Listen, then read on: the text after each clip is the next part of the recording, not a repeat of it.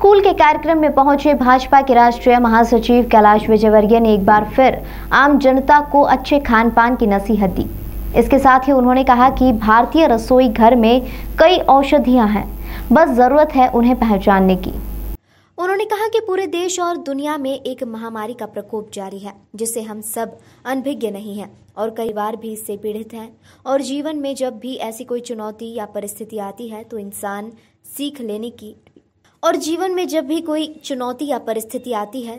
को सीख लेने की आवश्यकता होती है, क्योंकि इस तरह की बीमारी कभी जाती नहीं। इसलिए हमें इससे संघर्ष करना है और खुद को उसके लिए काबिल बनाना है।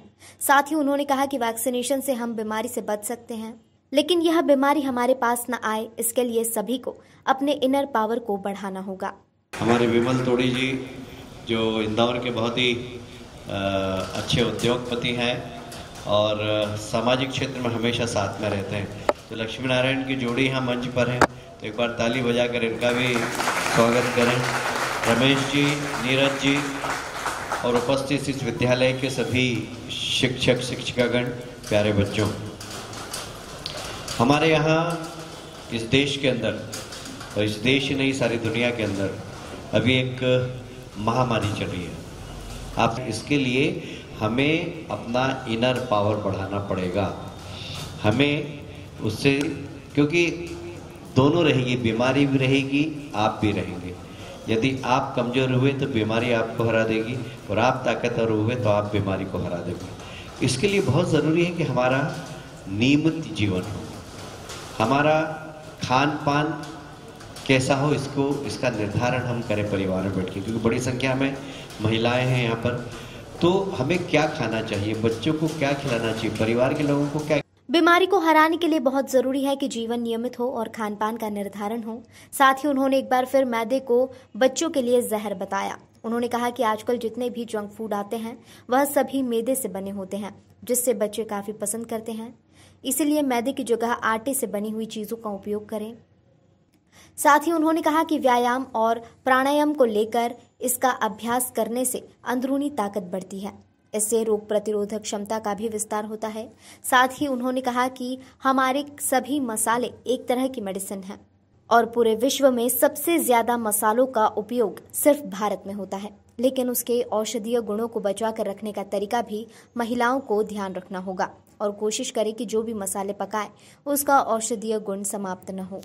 व्यक्तिगत जीवन का भी हो, हम प्रतिदिन व्यायाम करें, प्राणायाम करें। प्राणायाम सिर्फ हमारी इनर पावर के लिए और विशेषकर लंग्स के लिए बहुत ज़्यादा ज़रूरी है। यदि इतना बड़ा अच्छा साधना जी ने यहाँ पर शेड बनवा दिया, यहाँ के बच्चों को प्राणायाम आप सिखाइए अभी से, और ये बच्चे रोज़ योगा करें, प्राणायाम करें, अपनी इनर पावर बढ़ाएं, क्योंकि इससे इनर पावर बढ़ती है हमारी।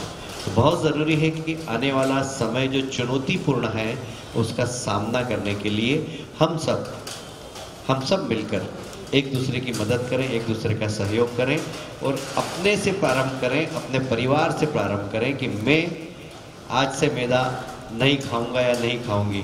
प्रकार पकाते हैं, ये भी बहुत ज़रूरी है। यदि हम राई डाली हमने और उसको एकदम जला दी तो उससे राई और अजवाइन गैस नहीं करती है।